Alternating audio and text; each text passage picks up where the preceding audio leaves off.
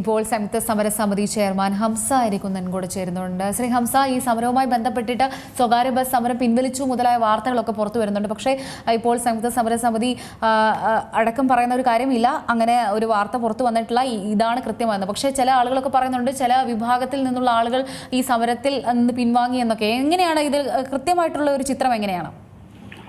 അതായത് സമരം പ്രഖ്യാപിച്ച സംഘടനകളാണ് ഇന്ന് ചർച്ചയ്ക്ക് വന്നത്, ചർച്ചയ്ക്ക് വിളിച്ചിരുന്നത്. അത് കേരളത്തിലെ പ്രധാനപ്പെട്ട 3 സംഘടന: bus operators federation, bus operators organisation, Kerala bus transport association. ഈ 3 സംഘടനകളുമാണ് ഈ സമരം പ്രഖ്യാപിച്ചത്. കഴിഞ്ഞ ജൂൺ 26-ാം തീയതിയാണ് സമരം പ്രഖ്യാപിച്ചത്. അത് 8-ാം തീയതി, ജൂലൈ 8-ാം തീയതി സൂചനാ സമരം, ജൂലൈ 22 മുതൽ അനിശ്ചിതകാല സമരമാണ് പ്രഖ്യാപിച്ചത്. 8-ാം തീയതി സൂചനാ സമരം വളരെ വിജയിച്ചു. അതിനുശേഷം ചർച്ചയ്ക്ക് ഇന്ന് വിളിച്ചു. ഇന്ന് വിളിച്ചപ്പോ അവിടെ ഒരു 3-4 ആളുകൾ വന്നിക്കാണ്ട് മന്ത്രിന്റെ അടുത്ത് ഇതിനു മുമ്പ് നിവേദനം കൊടുത്തിരുന്നു, ചർച്ച ഉണ്ടാവുമ്പോൾ ഞങ്ങളെയും വിളിക്കണം, ഞങ്ങൾ സമരത്തിനൊന്നും ഇല്ല എന്ന് അവിടെ പറഞ്ഞതായിരുന്നു. അപ്പൊ ആ നിലയിൽ അവിടെ ചെന്നപ്പോ അവർ ചർച്ചയിലുണ്ട്. ഞങ്ങൾ പ്രധാനപ്പെട്ട ഡിമാൻഡുകളായ ഒന്ന് ബസിന്റെ പെർമിറ്റിന്റെ വിവരം, ഒന്ന് പിന്നെ വിദ്യാർത്ഥികളെ ടിക്കറ്റ് നിരക്ക്, പിന്നെ അതേപോലെ തന്നെ ഞങ്ങൾ പോലീസ് ക്ലിയർ സർട്ടിഫിക്കറ്റ്, ഈ 3 വിഷയത്തിലും വ്യക്തമായ നടപടി സർക്കാരിന്റെ ഭാഗത്തു നിന്നുണ്ടായില്ല. അതുകൊണ്ട് ഞങ്ങൾക്ക് സമരം പിൻവലിക്കാൻ കഴിയില്ല. അതേസമയം അവരവിടെ ആവശ്യപ്പെട്ടത് ഇപ്പൊ 3 തൊഴിലാളികൾക്ക് ക്ഷേമനിധി വേണം എന്നുള്ളത് 2 ആക്കി മാറ്റണം എന്ന് അവരാവശ്യപ്പെട്ടു. അതിന് മന്ത്രി പറഞ്ഞു, അതൊരു കാര്യം ചെയ്യാം, അതിപ്പോ ഗതാഗത വകുപ്പല്ല, തൊഴിൽ വകുപ്പാണ് ചെയ്യേണ്ടത്, തൊഴിൽ വകുപ്പിനോട് ഞങ്ങൾ അത് റെക്കമെൻഡ് ചെയ്യാം, ഗതാഗത വകുപ്പ് റെക്കമെൻഡ് ചെയ്യാം എന്ന് പറഞ്ഞു. അപ്പൊ അവരാവശ്യപ്പെട്ട ഡിമാൻഡ് അവർക്ക് നേടി.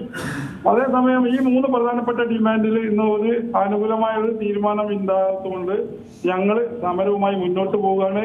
അത് അവരെ സംബന്ധിച്ചിടത്തോളം അവര് ഇപ്പോ സൂചനാ സമരത്തിന് അവരില്ലായിരുന്നു, പക്ഷെ അവർക്ക് ബസ്സുകൾ അധികം ഇല്ലാത്തതുകൊണ്ട് ബസ്സുകളൊന്നും ഓടിയില്ല. ഏതായാലും അത് ഞങ്ങളെ സംബന്ധിച്ചിടത്തോളം കേരളത്തിലെ പ്രധാനപ്പെട്ട 3 സംഘടനയിൽ 99% ബസ്സുകളും അന്ന് സർവീസ് മുടക്കിക്കൊണ്ട് സമരം ചെയ്യും. അപ്പൊ നിലവിൽ ഈ ചർച്ച എങ്ങനെയായിരുന്നു മുന്നോട്ട് പോയിക്കൊണ്ടിരുന്നത്? നിങ്ങളുടെ പ്രധാനപ്പെട്ട ഒരു ആവശ്യമായിരുന്നു ഈ വിദ്യാർത്ഥികളുടെ കൺസെഷൻ അടക്കം, അതേപോലെ തന്നെ പെർമിറ്റുകളുടെ കാര്യമൊക്കെ. ഈ പെർമിറ്റിന്റെ കാര്യത്തിലൊക്കെ എന്താണ് മന്ത്രി പറഞ്ഞത്?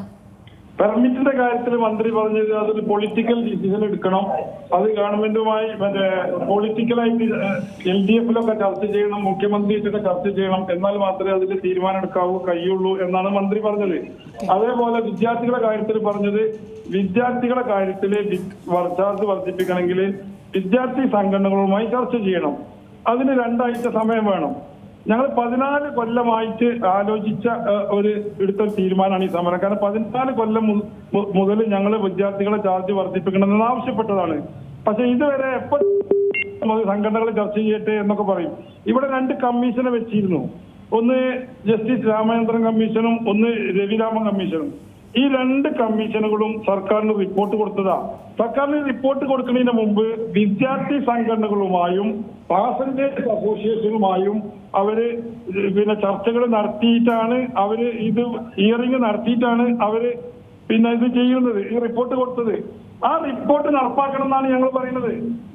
അല്ലാതെ ഞങ്ങളൊരു ആവശ്യം ഉന്നയിച്ചിട്ടല്ല, സർക്കാർ നിശ്ചയിച്ച കമ്മീഷൻ ആവശ്യപ്പെട്ട റിപ്പോർട്ട് നടപ്പാക്കണം എന്നാണ് ഞങ്ങൾ പറയുന്നത്.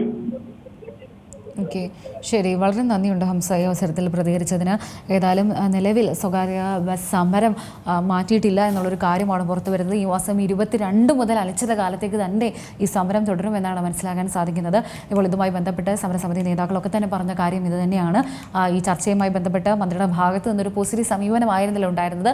എല്ലാ കാര്യത്തിലും പറഞ്ഞിരുന്നത്, അതായത് പെർമിറ്റ് അടക്കമുള്ള കാര്യത്തിലൊക്കെ തന്നെ മുഖ്യമന്ത്രിയുമായിട്ടൊരു ചർച്ച വേണമെന്ന കാര്യമൊക്കെയാണ് മന്ത്രി പറയുന്നതെന്നാണ് ഇപ്പോൾ പുറത്തുവരുന്ന വിവരങ്ങൾ നൽകുകയായിരുന്നു രജീഷ് നരിക്കുനി. ഏറ്റവും പുതിയ വാർത്തകളും വിശേഷങ്ങളും വിരൽത്തുമ്പിലറിയാൻ സീ മലയാളം ന്യൂസ് എല്ലാ ഡിജിറ്റൽ പ്ലാറ്റ്ഫോമുകളിലും ലഭ്യം.